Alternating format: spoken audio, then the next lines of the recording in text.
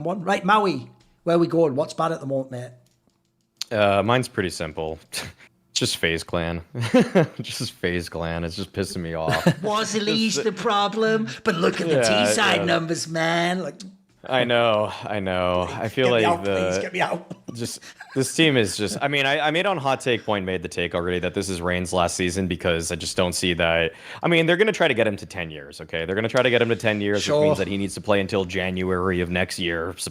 So, but if I really am being honest with how this team looked, it was basically the Brokey show. Frozen being as clutch and good of a late round player as he always been, but come on, like I think Kerrigan and Rain are still well beneath what you need to be a consistently elite team. I think it's fair to say finally at this point that like Kerrigan is very weak per role now. He's like a C. He's kind of entered that like B minus tier of in-game leader for me, where his in-game fragging is completely fallen off a cliff. It's like I can't even really say to you in seriousness when's the last pop-off game he has, because he used to be good for that. Okay, back in 2023 or 2024 even, you would get maybe 1 out of 5 maps. You could just get this one, wow, vintage Kerrigan just got all the entries, was able to do so much for him, and now you're just almost like, when is it not going to be a red rated map,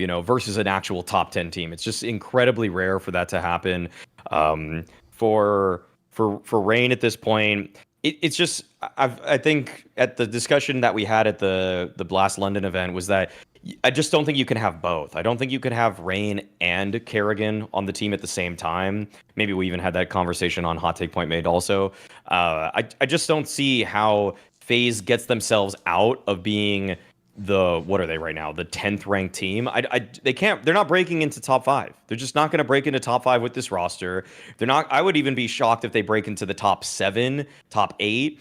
I feel like the likelihood that they're even making it to a playoffs in every tournament, as long as it has some assembly of 5 of the top 10 teams, like it's just almost based off of bracket draw at this point. It's just so, it seems so rare for them. Like, you're just not going to get any sort of sustained success with this roster. And so in general, there's a million ways you could take this one. But for me, FaZe are in a really bad position, and I don't see it improving with this 5-man lineup. Yeah, so I just checked, and FaZe, since the major, have beaten a top 10 team once, which was Aurora, and I'm only counting on LAN, which was Aurora at Cologne. They've also lost to Navi like a million times, which feels like one of the more beatable top 10 teams as well, especially when you're thinking, hey, they don't really have like that superstar player who's just going to overpower you individually and whatnot. Obviously, Jacob's been brought in the meanwhile and whatnot as well. I agree with you on the Rain and Kerrigan angle. The only sort of thing, maybe this is copium, I quite like Kerrigan. Oh yeah, by the way, also I just looked it up. The match that they won over Aurora was when Xantares wasn't there. Yes, of course. I actually didn't check that one. No, just looked it up. So they haven't. Yeah. Jesus Christ, that's bad. So they basically haven't won against a top 10 team basically all season long. So obviously alarm bells are like massively ringing and blaring right now. And the only copium I have from Kerrigan, like on his individual form, is now that Simple's not there, now that Elige isn't there, Frozen's a quiet guy, Brokey's a quiet guy. I don't know how much Rain can do as far as secondary calling. He's obviously having to shoulder a ridiculous amount of the calling burden compared to, maybe like a year ago, where in 2024, you're saying he's having a few of these vintage performances. You don't have Rob Sarah. Who's actually giving you your secondary calls? That's sort of my only copium that I come in with. And I do think the burden on him is just getting higher and higher. Like, look, man, you've been able to rehabilitate Brokey. Good job. I don't know how much of that was you, how much of that was him. Jacob's not it, right? Like, he just really isn't it. I don't think he's going to be doing very much. I don't think he's going to be making his way into fitting into a top 10, even a top 20 team, the way things are going. And Kerrigan's famously been able to get players to that really fast. So I don't even buy into the idea that he just needs more time, for example. So I do just sort of ask the question, like, hey, who do I need to bring in to get Kerrigan maybe to actually be held accountable in some ways, but also in other ways to at least give him like a real shot at things? Because I can't imagine he's going to be having a good time having to rehabilitate a player, having to teach a player, and having to, like, I don't know, give Rain some stem cell therapy or something to get his strength back to where it was before. So it's a lot on his shoulders. I will say that. But yeah, FaZe it's just a broken team, and that sucks because more on this later on. But it just feels like you need to have a FaZe in the scene, right? Like you want to have a FaZe, you want to have a Na'Vi, you want to have a Liquid, and all three of these teams are just a kind of ass, and that just sucks. And you're not going to see them get better. That's the worst part. They are stuck where they are in this season. They're not going to be a dark horse. They're not going to be an upset candidate. They're probably not even like a series upset candidate. At best, they'll get like one map and get like a map to overtime, and you're going to think, oh my God, is this possible? And it won't be. And then I'll just be sitting sadly while I watch them lose. No, by the way, I'm with you. If people haven't noticed, I'm actually low-key a FaZe hater now. I actually sort of pray on their downfall. And the reason why is I don't even have to pray particularly fucking hard. It's just real, innit? Like, it's not something that I hope happen. It's just reality, and I've just been forced to accept it. The real problem is this. It's funny that FaZe themselves attempted to use that narrative when they signed Jacob instead of Elige, of almost the Maui vibes angle of like, hey, you didn't feel like FaZe Clan. Oh, does this feel like FaZe Clan? Does this feel like fucking FaZe Clan? Where you can't ever beat any good team, and the second you step on a stage, I know you are going to be stepping off it at the end of that day, not to return. That's not FaZe Clan. FaZe Clan was about the idea that, like, it doesn't matter. Think of the Shanghai is the ultimate example of FaZe Clan. That was when they weren't even a top team anymore. Before that, for most of the time over the previous 3 years, they were like at least top four. They were always like good. Maybe they didn't win events, but they'd be like relevant to the playoffs. The cool thing about FaZe is the idea that the normal events in the season don't matter. If you get them to that Cologne, that Katowice, that major, and they somehow, by hook or by crook, sneak into the playoffs, every team there hopes they don't draw them. Because that's the team that might do, like they did at Shanghai, a miracle run and just knock. Remember, that people forget this. They not only almost beat Vitality, G2 and Spirit back to back to back in a row, those were all the fucking contender teams in the world. Those were all the teams that are supposed to win the event. That's FaZe Clan. It's not even about if you do it. The reason everyone loved the simple lineup is from the group stage when they beat Mongols. By the way, that aged awesome now. Mongols went to the fucking final. That made you think, holy shit, maybe they can make a finals run. Even though this lineup, again, shouldn't do it. That one really shouldn't. It was a brand new roster. Never played an event together before. You look at it, that's FaZe Clan essentially is like playoff magic. That's what the identity of the team is. And the problem you have is this. Not only as that just doesn't exist right now in the team and they can't play to that level, they've just lost so much in the game. But then you also add in factors like, if we start to make roster moves, notice how all we're doing is gambling even more iconic FaZe aspects are removed without ever adding a guaranteed one that fixes that problem. So if you take those two players, I agree, Maui. To me, I said this about Chopper and Magix, it's so obvious you have to pick one. So if you think Chopper's the real guy in Spirit, I don't care how wonderful Magix is, great team maker, there can only be two giga low fraggers, so one has to go. So if you choose Magic, okay. In this case, that's why you're fucked if you FaZe. Because who are the two Mr. FaZe? There's Rain because he was always there, and he's iconic. And by the way, another player that steps his level up when you put him in a stage game, etc.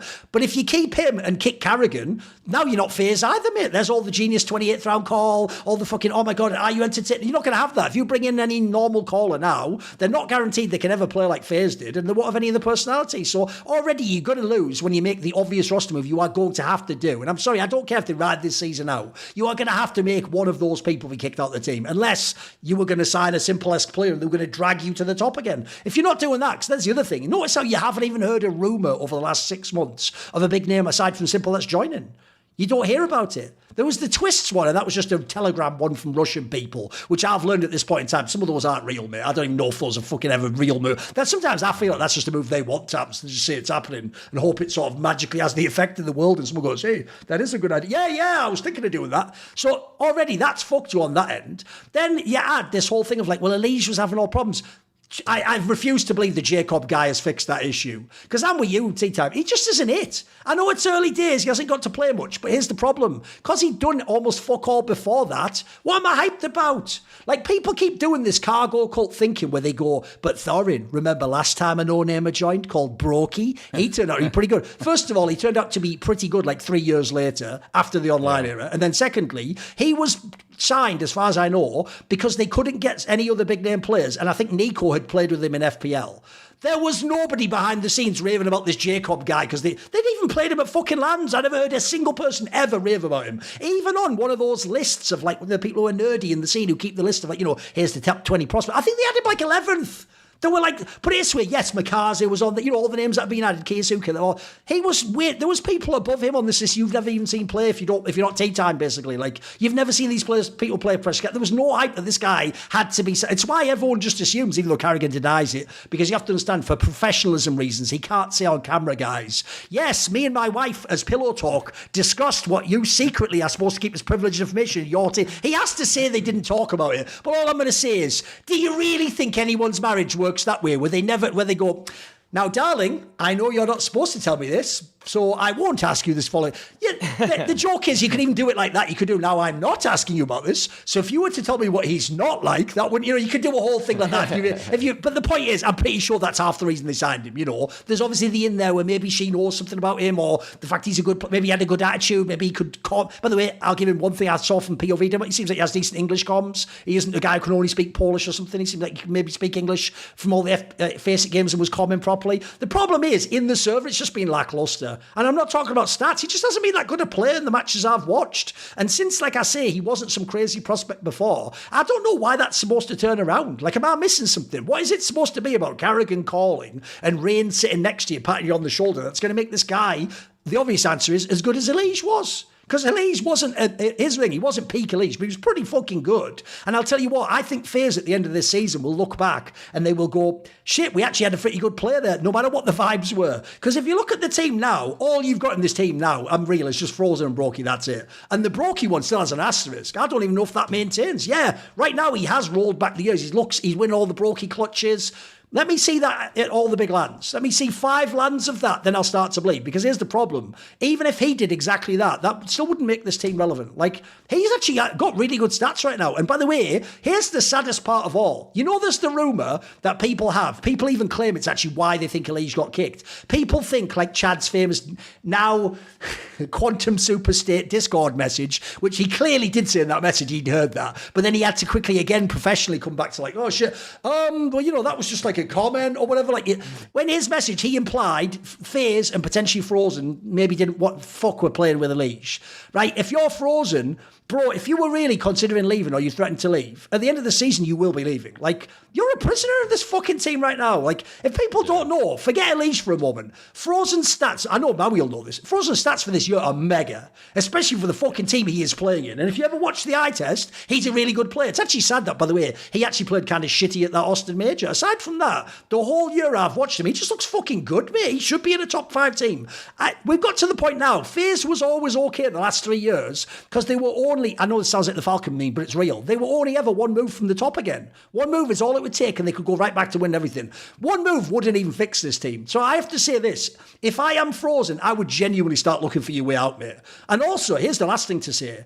People like Rain and Carrigan, no matter what they say now, the day they do decide to retire, you're not even in your FaZe Clan anymore, mate. Like, why are you staying? Like, and the second they retire, you have to keep going. You have to position now while you're really good. So I actually don't get what people can get into about. That's why I like that it's in bad, not ugly, by the way. I think it's just generally bad across the board. I also will just throw this in finally. Even though they've said all the right things leading into this roster, I don't believe, this is a pure speculation, when I look at their faces, Maui, and the FaZe players are either playing the game or talking, I don't believe they actually think this is going to be a top team.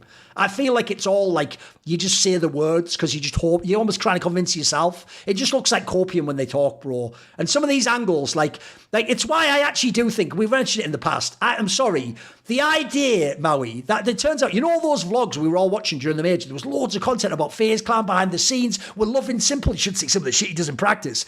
The fact that has all been completely retconned to, it was just an elaborate ploy to get Brokey to play well again. I do not play. I'd love to get you motherfuckers with lie detector, sodium pentothal, James Bond shit. Now, Mr. Bond, you will tell me that I'd get you all. There's no way you're telling the truth. So sadly, as someone who was a massive fan of what FaZe did represent, I don't feel like it's there anymore, mate. It's kind of dead for me. To me, it's just a whatever team. I just don't give a fuck, which is a bummer.